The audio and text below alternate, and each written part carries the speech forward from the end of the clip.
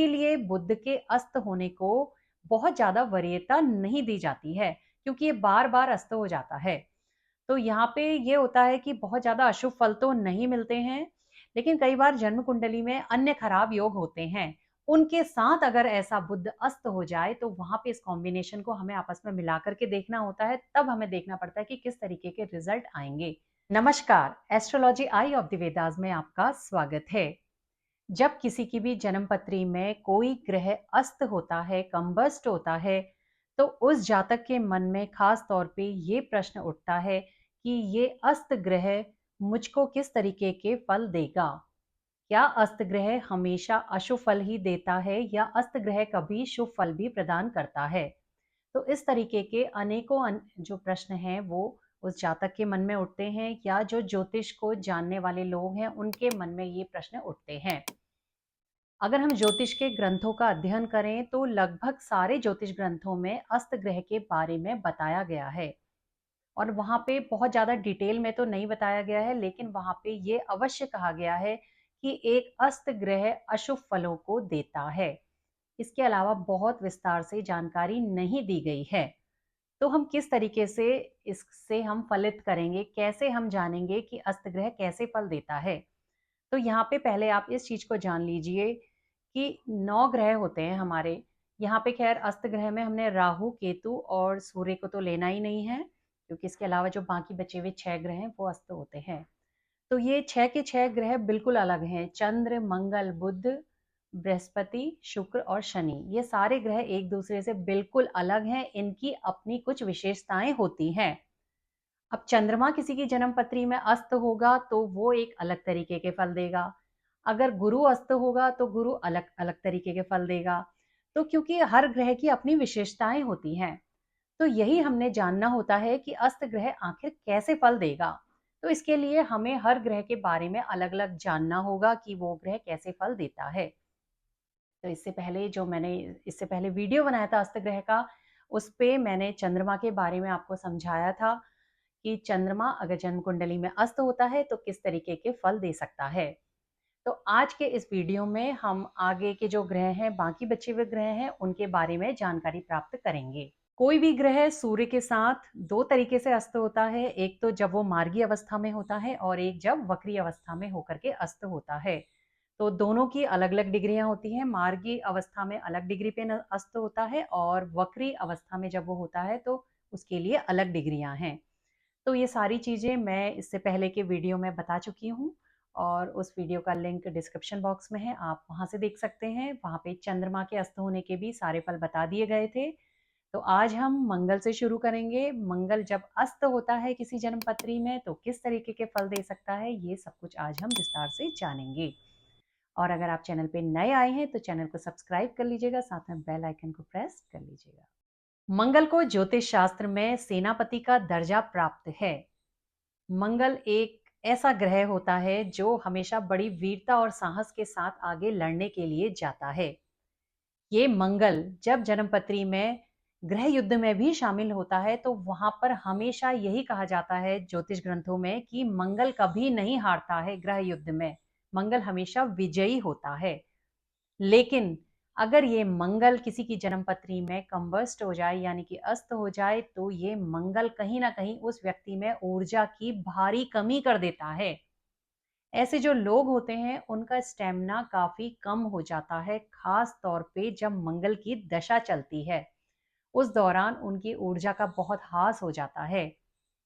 इसमें क्या होता है कि अगर व्यक्ति किसी टाइम पे बीमार पड़ गया और अस्त मंगल की कहीं अंतरदशा प्रत्यंतर दशा आ गई, तो उस दशा के दौरान व्यक्ति की जो फाइटिंग पावर है या रोग प्रतिरोधक जो क्षमता है वो भी काफी कम हो जाती है, क्योंकि मंगल अस्त हो जाता है। मंगल इस काबिल ही नहीं रहता है कि उस व्यक्ति को स्टेमिना दे सके। कई बार क्या होता है, कुछ लोग बड़े जोर शोर के साथ कोई काम शुरू करते हैं, जैसे अपना कोई बिजनेस शुरू करा और बहुत अच्छा वो उसको चलाते भी हैं, लेकिन बीच में कुछ टाइम ऐसा आता है कि उनको ऐसा लगता है कि अब मुझसे नहीं हो पाएगा, मुझ में वो ताकत नहीं है, हिम्मत नहीं है। तो कई बार क्या होता है कि उनकी जन्म पत्री में मंगल पीड़ित होता है या अस्त होता है, तो ये मंगल उनमें ऊर्जा की भारी कमी कर देता है। इस कारण व्यक्ति की जो 100% देना चाह रहा था वो व्यक्ति नहीं दे पाता है। कई बार अस्त मंगल अगर बहुत ज़्यादा पीड़ित हो जाता है तो ऐसे में व्यक्ति करे कराए काम को फिर छोड़ भी देता है आखिर में। वो काम कभी भी पूरा नहीं हो पाता है। और ये जो अस्त मंगल होता है इसके अलावा व्यक्ति को कई बार भयभीत भी रखता है। व्यक्ति किसी से कोई बात कहना चाहता है तो उससे पहले ही उसके मन में पचासों सवाल आते हैं कि कहीं ये कहने के बाद ऐसा तो नहीं होगा। एक तरीके का जैसे लोग कहते हैं किसी को ये कायर है, वो कायर नहीं होता है, वो अपनी बात को सामने नहीं रख पाता है क्योंकि मंगल उसकी जन्म पत्री में कहीं ना कहीं अस्त हो रहा है। जो ग्रह उसको ऊर्जा दे रहा था, जो ग्रह उसको साहसी बना रहा था, वो ग्रह जो ग्रह उसको पराक्रमी बना रहा था वो ग्रह कमजोर हो गया है, अस्त हो गया है। वो अपने अच्छे फल नहीं दे पा रहा है। अगर किसी बच्चे की जन्मपत्री में मंगल कंबस्ट होता है, अस्त होता है और बच्चे की एजुकेशन के टाइम पे यानी कि जब वो पढ़ाई करता है उस पीरियड के दौरान अगर मंगल की दशा आती है, अगर मंगल की छोटी दशा आती है, थोड़े समय के लिए होती है, तब तो कोई बात नहीं, वो निकल जाता समय। लेकिन अगर मंगल की महादशा मिल जाए जो कि 7 वर्ष की होती है, तो ये पीरियड उस बच्चे के लिए काफी कष्टदायी होता है क्योंकि अस्त मंगल उस बच्चे के कंसंट्रेशन को काफी वीक कर देता है। मंगल में वो ताकत ही नहीं होती है कि बच्चे का कंसंट्रेशन बढ़ा सके। तो इस तरीके से अस्त मंगल अलग अलग फील्ड में ऐसे फल दे सकता है। तो ये डिपेंड करता है कि व्यक्ति की क्या एज है, क्या वो उसमें क्या काम करता है। तो यहाँ पे देश काल पात्र को हमने बिल्कुल ध्यान में रखना है। एक चीज और होती है, अगर मंगल अस्त है और अस्त होने के साथ ही वो जन्म कुंडली के लग्न से या लग्नेश से किसी तरीके का रिलेशन बना रहा है, या तो वो अस्त होके लग्न में बैठ जाए या वो लग्नेश के साथ बैठ जाए या लग्न पे अपनी दृष्टि डाले, तो ऐसे में जो जातक होता है वो बहुत ज्यादा क्रोधी भी हो जाता है और उसका जो क्रोध होता है वो बहुत भयानक स्वरूप का होता है। एक चीज और ध्यान में रखिएगा कि एक सुखी वैवाहिक जीवन के लिए भी मंगल का अच्छा होना बहुत जरूरी है। अगर किसी की जन्मपत्री में मंगल अस्त है, साथ ही उसकी जन्मपत्री में सप्तमेश और सप्तम भाव के खराब योग बने हुए हैं, तो वहां पे दाम्पत्य जीवन में किसी भी तरीके का कोई क्लेश हो सकता है या कोई ना कोई दिक्कत परेशानी आ सकती है।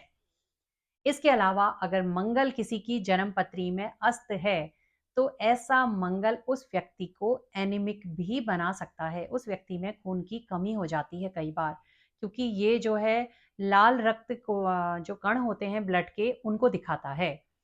तो यहाँ पे व्यक्ति में जो है ब्लड की कमी हो जाती है, या कई बार क्या होता है ब्लड में इन्फेक्शन जैसी चीजें आ जाती हैं, ब्लड से रिलेटेड उसको कोई भी रोग वहां पे हो सकता है अगर मंगल अस्त है और मंगल पे कोई भी शुभ प्रभाव नहीं आ रहा है। मैं आपको जो भी फल यहाँ पे ग्रहों के बता रही हूँ इसमें सिर्फ मैं ये बता रही हूँ कि अस्त होने पे क्या खराब फल मिलते हैं। अब ये फल मॉडिफाई भी हो सकते हैं, किसी की जन्म पत्री में शुभ प्रभाव भी आ रहा होगा, उसको हम कभी बाद में डिस्कस करेंगे। तो वहां पे ये फल काफी चेंज भी हो जाते हैं, लेकिन अभी आपको बेसिक फल बताए जा रहे हैं कि किस तरीके से फल बाहर आ सकते हैं। अब हम बुध के बारे में जानते हैं। और बुध एक ऐसा ग्रह होता है जन्मपत्री में जो ज्यादातर समय अस्त ही रहता है। ये सूर्य के साथ आप देखिएगा ज्यादातर पत्रियों में सूर्य के साथ बुध आपको अस्त ही मिलेगा, क्योंकि ये हमेशा ही या तो सूर्य के साथ रहता है या आप देखिएगा सूर्य से एक भाव पीछे रहता है या सूर्य से एक भाव आगे रहता है। इससे ज्यादा ये सूर्य से दूर जा ही नहीं सकता है।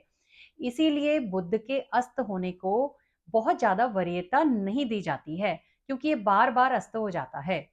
तो यहाँ पे ये होता है कि बहुत ज्यादा अशुभ फल तो नहीं मिलते हैं, लेकिन कई बार जन्म कुंडली में अन्य खराब योग होते हैं, उनके साथ अगर ऐसा बुध अस्त हो जाए तो वहां पे इस कॉम्बिनेशन को हमें आपस में मिला करके देखना होता है, तब हमें देखना पड़ता है कि किस तरीके के रिजल्ट आएंगे। फिर भी मैं आपको बुध के अस्त होने के बिल्कुल जो सामान्य जो जनरल जो इसके फल होते हैं वो मैं आपको अभी बता देती हूँ, और इनको हम मॉडिफाई करके आगे दूसरे तरीके से देख सकते हैं या प्रिडिक्ट कर सकते हैं। अगर बुध जन्म पत्री में अस्त है और अस्त होने के बाद आप देख रहे हैं कि उस पे कोई और ज्यादा मेलिफिक इन्फ्लुएंस भी आ रहा है, कोई खराब पाप ग्रह भी उसको देख रहा है या उसके साथ बैठ गया है, तो ऐसे में बहुत ज्यादा संभावना बन जाती है कि उस व्यक्ति को किसी भी तरह की स्किन डिजीज हो सकती है। उस व्यक्ति को फोड़े फुंसियां वगैरह भी हो सकती हैं अगर बुध पे मंगल का प्रभाव आ रहा है। अगर बुध पे मंगल बुध के साथ है या मंगल बुध को देख रहा है, तो ऐसे में कई बार क्या होता है कि ऐसे बच्चे को बचपन में टॉन्सिल वगैरह भी हो सकते हैं। कई बार इन टॉन्सिल का ऑपरेशन वगैरह भी करवाना पड़ता है, क्योंकि मंगल जो होता है वो ऑपरेशन को यानी कि ऑपरेट करने को दिखाता है। तो यहाँ पे आप इस चीज को जरूर नोट कर लीजिएगा कि कंबस्ट प्लेनेट जो है कि वो और ज्यादा पीड़ित तो नहीं हो रहा है। नहीं तो कई बार कई लोगों को जो है बहुत भयंकर स्किन डिजीज हो जाती है।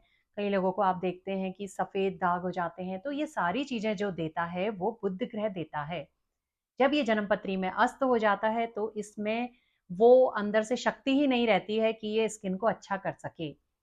जिन लोगों का बुध बहुत अच्छा होता है, आप देखिएगा उनकी जो स्किन होती है वो बहुत ग्लोइंग स्किन होती है, बहुत अच्छी स्किन होती है। तो बुध अच्छी अवस्था में होना काफी ज्यादा जरूरी है।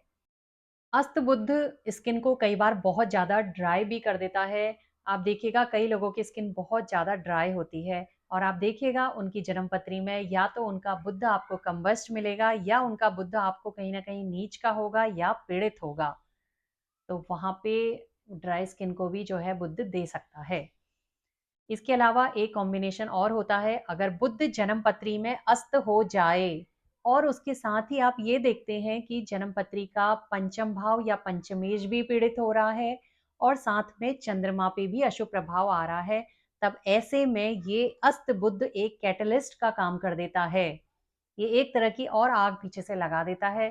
तो ऐसे में जो जातक होता है उसको बहुत ज्यादा डिप्रेशन हो सकता है। ये किसी खास दशा के दौरान होता है जब ऐसी दशाएं आती हैं, मतलब ये कॉम्बिनेशन जन्मपत्री में बन जाता है। उस व्यक्ति को किसी भी तरीके का कोई मानसिक रोग भी फ्यूचर में हो सकता है। साथ ही आप लग्न और लग्नेश को भी देख लीजिए, क्योंकि जो सुख और दुख हमने भोगना होता है वो प्रथम भाव के माध्यम से ही, तो प्रथम भाव भी शामिल होना चाहिए।